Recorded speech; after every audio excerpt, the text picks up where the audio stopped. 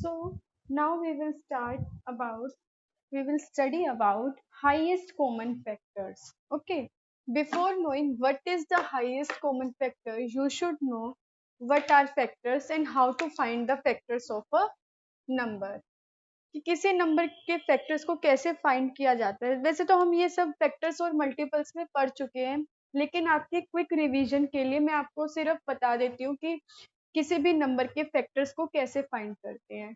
Hair we are not talking about the prime factors, यहाँ पर हम प्राइम फैक्टर्स की बात नहीं कर रहे हैं।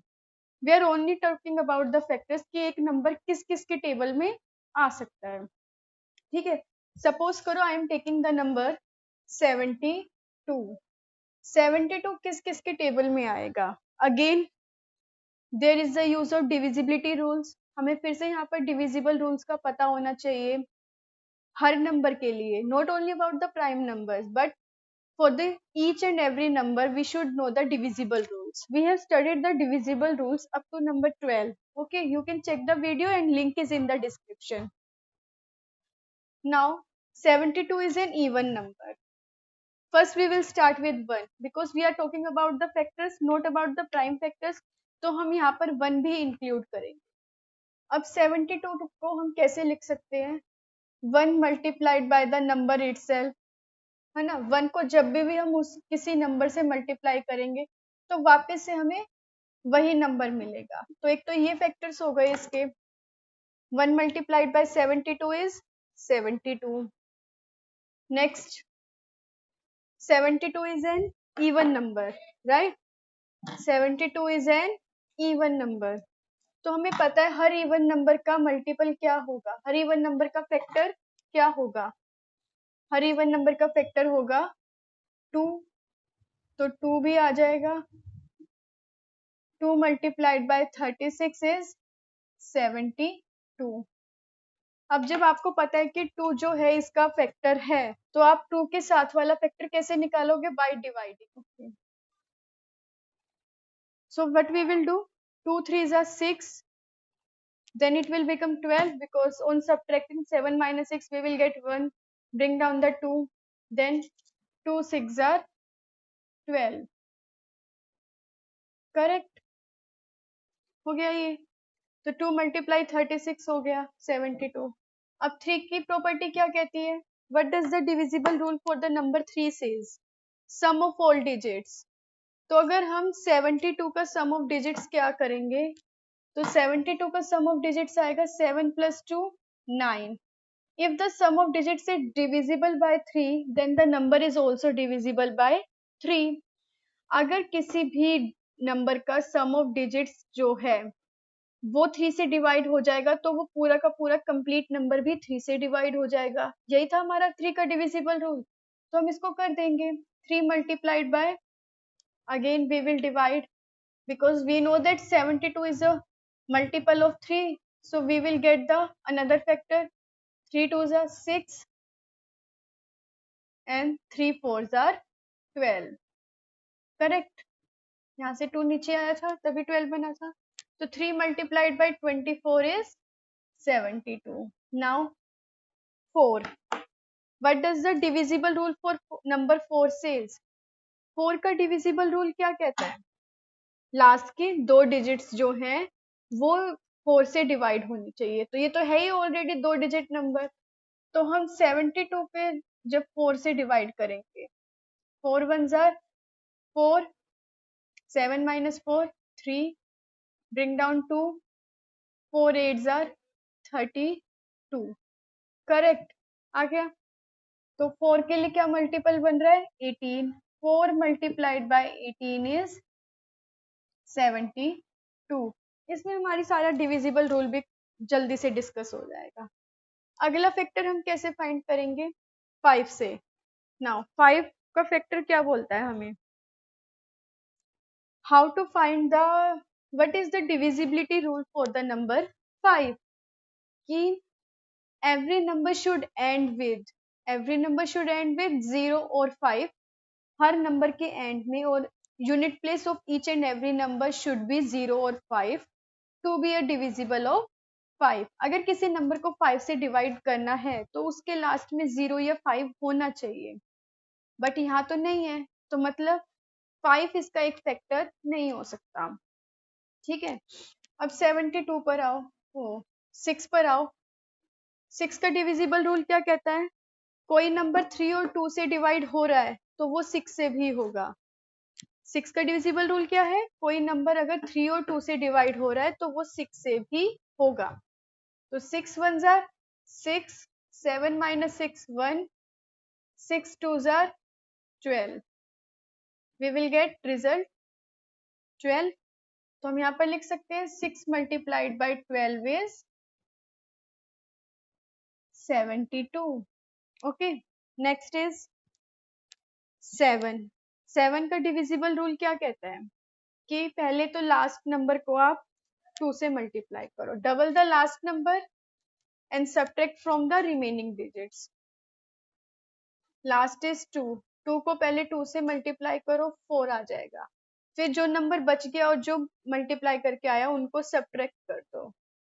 अगर सब्ट्रैक्ट करने पर 0 आए या फिर कोई ऐसा नंबर आए जो 7 से डिवाइड हो रहा है तो मतलब वो नंबर भी 7 से डिवाइड हो सकता है। बट यहाँ पर 3 आ रहा है तो मतलब 72 इज नॉट डिविजिबल बाय 3। ठीक है, चलिए हमने इस हिसाब से 7 का रूल भी डिस्कस कर लिया। अब आ जाइए 8 पर। Of course we know that 8 9s are 72, correct. Then we will come to the 9। अब देखो हम 8 तक आए और फिर जो नेक्स्ट नंबर 9 आने लगा ना वो हमें 8 के मल्टीपल में मिल गया। जब हमारे पास कोई दो नंबर ऐसे आ जाए जो उसी के साथ जा रहा हो तो वहां पर हमारे फैक्टर्स ढूंढने बंद हो जाएंगे। ठीक है, अब क्या क्या फैक्टर्स हो गए?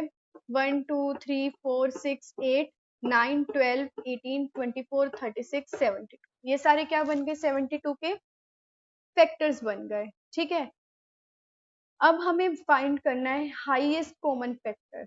तो याद रखना हाईएस्ट कॉमन फैक्टर के लिए कॉमन तभी निकलेगा जब हमारे पास दो चीजें हो। ठीक है, ये तो था कि नॉर्मल हम किसी नंबर के फैक्टर कैसे डिफाइन करेंगे। एक फैक्टर्स मैंने आपको पहले ही सिखा दिए थे लास्ट वीडियोस में कुछ। और यहाँ पर हमने डिविजिबल रूल्स जो हम पढ़ चुके हैं उसके अकॉर्डिंग सीख लिए कि डिविजिबल रूल्स के अकॉर्डिंग हम किसी नंबर के फैक्टर्स कैसे फाइंड कर सकते हैं। और हाँ, प्राइम फैक्टर्स और ओनली फैक्टर्स में डिफरेंस होता है। प्राइम फैक्टर्स में हम सिर्फ प्राइम नंबर्स को ही कंसीडर करते हैं, लेकिन जो और फैक्टर्स बनेंगे उसमें हम हर नंबर को कंसीडर करेंगे, वेदर इट इज कंपोजिट और प्राइम। फिर चाहे वो प्राइम हो या कंपोजिट हो, कोई भी हो, सब नंबर फैक्टर्स में आएंगे। ठीक है, चलिए अब हम बात करते हैं हाईएस्ट कॉमन फैक्टर की। तो हम जो है अब हाईएस्ट कॉमन फैक्टर के लिए हमेशा हमें दो नंबर्स गिवन होंगे, हमेशा हमें दो या दो से ज्यादा नंबर गिवन होंगे। Let us suppose that one number is 72 and the another number is 54, correct? So using the same process or divisible rules we may write it as 1 multiplied by 54 is 54, correct? इस बन गए। अब हम highest common factor कैसे निकालेंगे? देखो highest common factor HCF, factors निकालने सीख लिए हमने। अब हमें हाईएस्ट कॉमन निकालना है। ये सारे फैक्टर्स हो गए। हाईएस्ट कॉमन, दोनों में जो सबसे बड़ा कॉमन नंबर होगा, सबसे बड़ा कॉमन नंबर होगा। पहले तो सारे कॉमन नंबर्स को मार्क कर लेते हैं। 1 is a common number in both the factors, 2 is a common number in both the factors, 3 is a common number in both the factors, 4 यहाँ पर तो है, यहाँ नहीं है, तो 4 कॉमन नहीं हो सकता। 6 is a common number in both the factors, right? Next 7 नहीं है, 8 सिर्फ यहाँ पर है, यहाँ तो है ही नहीं। 9, 9 हो गया। 9 is a common factor in both the numbers, 9 दोनों में कॉमन है। नेक्स्ट 10, क्या 10 कॉमन है दोनों में? नहीं। 11 नहीं। 12 यहाँ पर तो है पर यहाँ पर नहीं है कहीं पे 12? नहीं है। 13 नहीं है। 14 नहीं है। 15 नहीं है।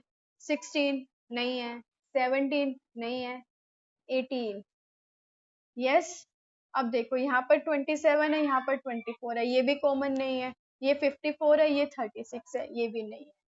तो 1 2 3 6 9 18, ठीक है, 1 2 3 6 9 18, इनमें से सबसे बड़ा क्या हुआ? 18 हुआ ना यहाँ पर सबसे बड़ा।